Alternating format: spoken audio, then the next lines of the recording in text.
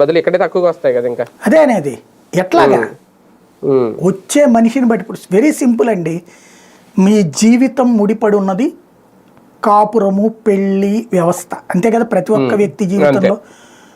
ఏ అమ్మాయి అయినా మంగళగిరిలో పనిచేస్తున్నాడు మా ఆయన అని చెప్పుకోవడానికి ఇష్టపడి పెళ్లి చేసుకుంటుందా? మంగళగిరిలో చేస్తున్నాడు, తాడేపల్లిలో చేస్తున్నాడు, అమరావతిలో చేస్తున్నాడు, బెదవాడలో చేస్తున్నాడు, గుంటూరులో చేస్తున్నాడు.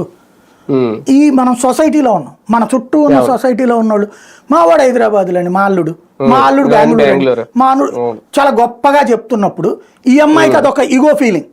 మా ఆయన అమరావతి అని గర్వంగా చెప్పుకుంటా గలిగితే అప్పుడు ఇక్కడికి రావడానికి సిద్ధపడుతుంది. ఇది ఫస్ట్ గుర్తుపెట్టుకోవాల్సిన అంశం. మనం ఆ స్థాయికి రావాలంటే సిటీ ఏ స్థాయిలో ఉండాలా, వాటికి తలదన్నే దగ్గర ఉండాలి. అవి ఎప్పటికీ ఇమ్మీడియట్గా అయిపోతాయా? అది ఇక్కడ సమస్య.